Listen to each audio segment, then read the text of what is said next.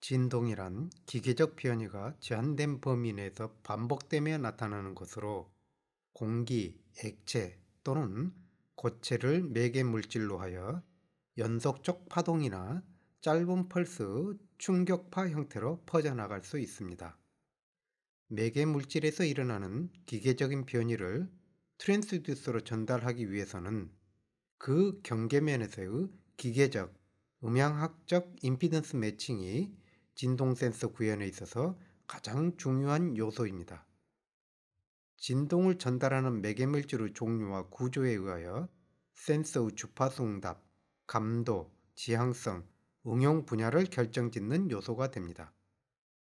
연속적 파형의 진동을 높은 감도로 센싱하기 위해서는 퀄리티 팩터가 높고 대역폭이 상대적으로 좁은 센서 모듈을 구성하며 짧은 펄스 형태의 파동을 빠른 속도로 센싱하기 위해서는 퀄리티 팩터가 낮으며 대역폭이 넓은 센서 모듈을 구성합니다. 진동하는 운동 에너지를 트랜스듀서에 전달하는 방법으로 진동판, 가속도, 기구물의 변형 등을 사용할 수 있습니다. 가장 흔히 사용하는 방법으로 다음과 같이 고정된 구조물에 트랜스듀서를 접착하고 반대쪽 표면이 진동판으로 동작하도록 움직일 수 있는 다이어프레임 구조가 있습니다. 어쿠스틱 웨이브를 전달하는 공기와 같은 매개체와 트랜스듀서 간의 기계적 임피던스 차이가 크기 때문에 파동 에너지의 대부분이 다이어프레임 표면에서 반사되어 높은 감도를 실현하기 어렵습니다. 따라서 일종의 기계적 임피던스 매칭과 증폭을 통하여 넓은 면적으로 파동 에너지를 받아 보다 좁은 면적의 트랜스듀서로 임피던스를 점진적으로 변화시켜 가면서 트랜스듀서에 큰 변이를 만들어내는 원리가 흔히 사용됩니다. 흔히 마이크로폰에 사용하는 혼 구조의 진동판이나 귀의 고막으로부터 달팽이관으로 이어지는 3개의 중입뼈가 기계적 임피던스 매칭 및 증폭에 해당하는 역할을 합니다. 진동이란 기계적 변이이므로 고정된 픽스처와 진동하는 매개체 사이의 거리 변화를 측정하여야 하는데 지진과 같이 바이브레이션의 파장과 진폭이 센서의 픽스처보다 크거나 센서의 픽스처도 함께 진동하는 경우 앞서 설명한 다이어프레임 구조를 적용할 수 없습니다. 따라서 변이의 기준을 픽스처로 삼지 않고 진동의 영향을 받지 않도록 공간상에 떠있는 매스를 기준으로 하고 픽스처가 진동함에 따른 매스와 픽스처 사이의 거리 변화를 검출하는 방법을 적용할 수 있습니다.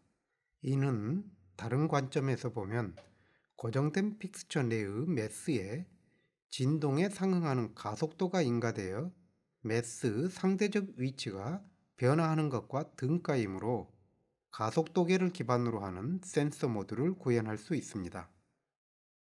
보다 미세한 진동을 검출하는 방법으로 물체의 변형에 따른 표면의 각도 변화를 이용할 수 있습니다. 예를 들어 이와 같은 구조물 표면에 대하여 다음과 같은 기준선으로부터 각도를 측정하고자 할 때 물체의 표면에서 빛이 반사된다면 레이저를 이용하여 물체와 직접 접촉하지 않고 반사되어 되돌아오는 레이저의 위치로부터 표면의 각도를 구할 수 있습니다. 진동에 의하여 반사면이 휘어지는 경우 입사되는 레이저와 반사면의 각도가 변화되고 빛의 경로가 변하여 반사된 레이저가 도달하는 위치가 달라지게 됩니다. 이와 같이 빛이 전달되는 경로 또는 거리의 변화를 옵티컬 포지션 센시티브 디바이스나 간섭계를 이용하여 빛의 파장보다 작은 진동을 검출할 수 있습니다. 공기를 매개로 하여 전달되는 압력파를 전기 신호로 변환하는 센서를 마이크로폰이라고 하는데 통상 가청 주파수대의 음파를 검출하는 센서를 지칭합니다. 최초 마이크로폰은 1876년에 발명된 워터 마이크로폰으로 진동판과 연결되어 있는 니들 전극이 전해질 용액에 담겨 있는 구조로 진동에 의하여 니들 전극이 용액에 잠기는 정도가 변화되어 전해질을 통한 저항의 변화가 일어나는 것을 이용하는 것으로 실질적으로 활용하기에는 한계가 있습니다. 보다 실질적인 마이크로폰으로는 1916년 발명된 콘덴서 마이크로폰으로 진동판에 평면 전극을 설치하고 고정된 전극판과의 캐패시턴스를 측정함으로써 진동을 검출하는 원리입니다. 당시 기술로는 두 전극판 사이의 간격을 충분히 좁게 유지하면서도 접촉하지 않도록 유지하기 위한 제조기술의 한계로 크게 성공적이지는 못했습니다. 당시 기술로 보다 안정적으로 생산이 가능한 마이크로폰을 실현하기 위하여 1920년 카본 마이크로폰이 발명됩니다. 카본 마이크로폰은 고정된 전극판과 진동하는 전극판 사이에 미세한 탄소 분말이 들어있는 구조로 진동에 의하여 탄소 분말의 밀집도가 변화되고 그에 따라 반대쪽 전극까지의 저항이 변화되는 것을 측정하여 진동을 검출합니다. 카본 마이크로폰은 당시 컨덴서 마이크보다 감도가 매우 높아 작은 소리까지 검출할 수 있어 실질적으로 널리 사용되는 최초의 마이크로폰으로 자리매김하였으며 1980년대까지도 전화기의 송화기로 사용되었습니다. 그러나 카본 마이크로폰은 온도와 습도 변화에 매우 취약하다는 단점이 있습니다. 보다 높은 감도의 마이크로폰으로 1930년에 앞전 소자를 이용한 크리스탈 마이크로폰이 발명되었습니다. 크리스탈 마이크로폰은 앞전 소자를 이용하는 것으로 앞전 소자 기술이 충분히 발달하기 전까지는 진동판과 앞전 소자 사이에 기계적 증폭 장치가 사용되기도 하였습니다. 1960년대까지도 사용되었으나 생산 비용과 기계적 안정성 등의 이유로 상업적으로 크게 성공하지는 못하였습니다. 가장 상업적으로 성공한 마이크로폰은 1931년 발명된 다이나믹 마이크로폰으로 진동판에 가벼운 코일을 설치하고 이 코일이 연구자석을 감싸고 있거나 근접하여 있는 구조를 가지고 있습니다. 진동판의 진동에 따라 코일이 자기장 속에서 움직여 발생되는 유도 전압을 측정하여 진동을 검출합니다. 광학적 방법으로 진동을 검출하는 마이크로폰으로는 1947년 발명된 레이저폰이 있습니다.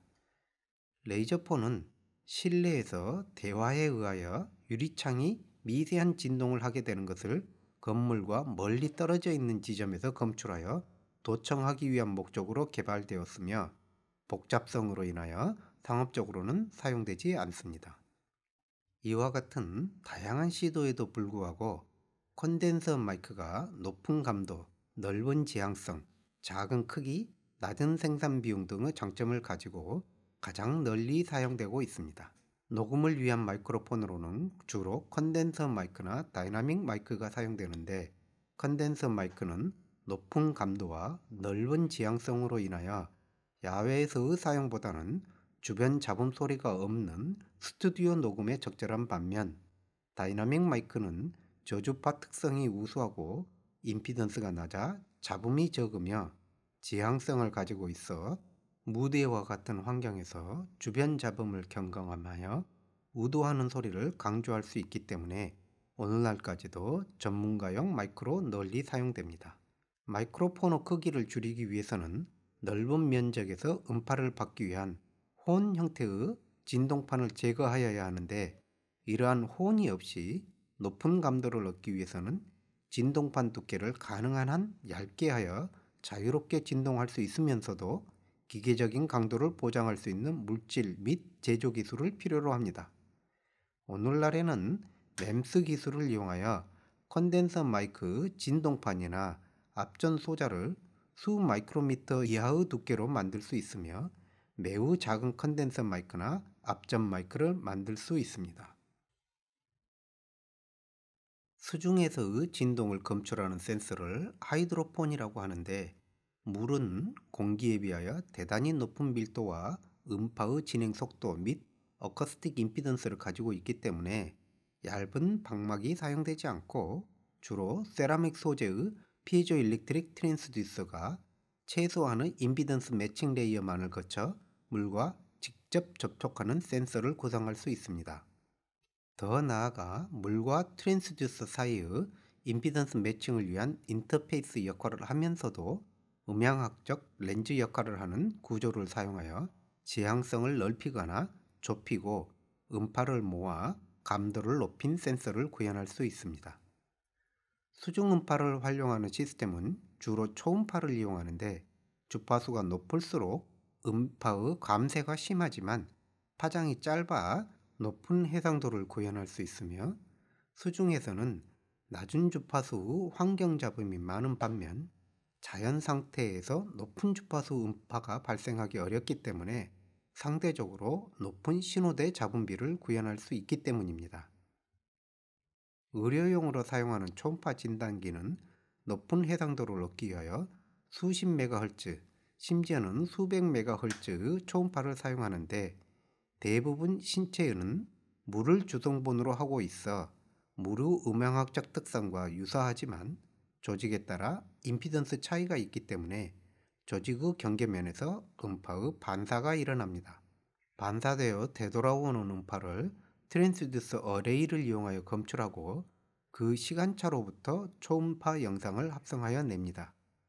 미약한 반사파를 검출하기 위하여 트랜스듀서 앞에 어쿠스틱 렌즈를 사용하지만 이 렌즈와 피부 사이의 접촉면에는 아주 작은 공기층이 존재하기 때문에 급격한 임피던스 차이로 음파가 전달되기 어렵습니다. 따라서 무르 임피던스와 비슷한 젤 형태의 물질을 피부와 렌즈 사이에 사용합니다. 초음파 진단기는 반사가 일어나는 지점까지의 거리를 시간차로 검출하기 때문에 매우 짧은 숏 펄스가 사용되며 따라서 Q가 매우 높은 트랜스듀서 어레이를 구성하기 위하여 PVDF와 같은 피에조 일렉트릭 필름의 금속 전극 패턴을 형성하여 어레이 센서를 구현합니다. 고체는 어쿠스틱 임피던스가 높아 고체 소자를 이용한 트랜스듀서로의 진동 전달이 손쉽기 때문에 앞전 소자를 이용하여 직접적으로 접촉하거나 서스펜션된 매스에 가하여지는 악셀레레이션으로 진동을 감지할 수 있습니다. 기계장치의 진동은 장치의 상태를 나타내는 대단히 많은 정보를 포함하는 신호이며 진동을 분석하여 결함을 사전에 발견하여 예방적 조치를 취할 수도 있습니다. 이러한 용도로 기계장치의 진동을 직접적 접촉을 통하여 수집하는 컨택팅 사운드 프로브는 주로 접촉하는 프로빙 헤드와 피에조 일렉트릭 트랜스듀서가 직접적으로 접촉하는 구조를 가지고 있습니다. 직접적인 접촉을 통한 진동 감지 센서의 또 다른 예로 과거 LP 레코드판에 홈을 파서 기록된 소리를 재생해내기 위한 카트리지라고 불리는 픽업 장치를 들 수 있습니다.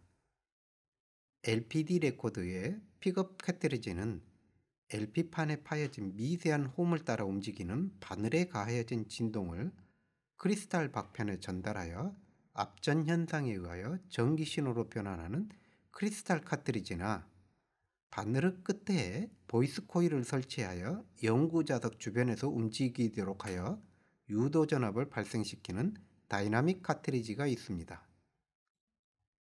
또 다른 접촉식 진동 센서의 예로 공연에 사용되는 기타 소리 픽업을 들 수 있습니다. 공연 무대에서 어쿠스틱 기타의 음향 소리를 마이크로폰을 통하여 앰프로 내보내는 경우 주변 음향이 함께 들어가기 때문에 기타 고유의 생생한 소리를 전달하기 어렵습니다. 기타의 울림통 내부에 마이크로폰을 설치할 수 있지만 이는 기타를 분해하여 개조하거나 탈부착 과정이 매우 번거롭습니다.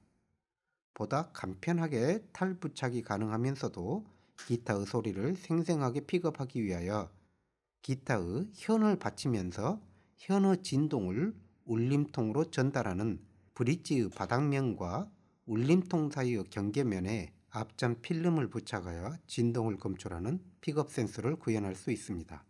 직접 접촉하지 않으면서 솔리드 진동을 검출하는 센서 모듈은 가속도에 반응하는 마그네틱 트랜스듀서가 흔히 사용됩니다. 대표적인 예로 지질 탐사 등에 사용되는 지오폰을 들 수 있는데, 땅속에 묻히게 되는 픽업 헤드는 고정된 연구 자석과 서스펜션에 의하여 매달려 있는 메스에 감겨져 있는 보이스 코일의 상대적 위치 변화에 따른 유도 전압을 검출합니다. 메스에 가해지는 가속도를 광학식 또는 커패센스 변화를 검출하여 고감도의 진동 센서 모듈을 구현할 수 있습니다. 예를 들어 가속도를 받는 메스가 매달린 캔틸리버에 빛을 인가하고 반사된 빛을 포토 디텍터로 검출하면 진동에 따라 검출되는 빛의 세기가 변화되게 됩니다.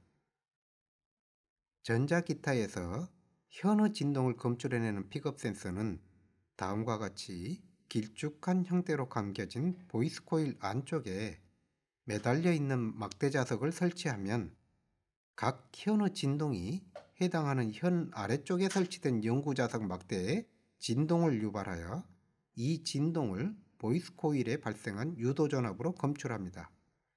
이와 같은 방식의 픽업 센서를 전자기타가 아닌 어쿠스틱 기타의 사운드홀 부위에 부착하여 사용할 수도 있습니다.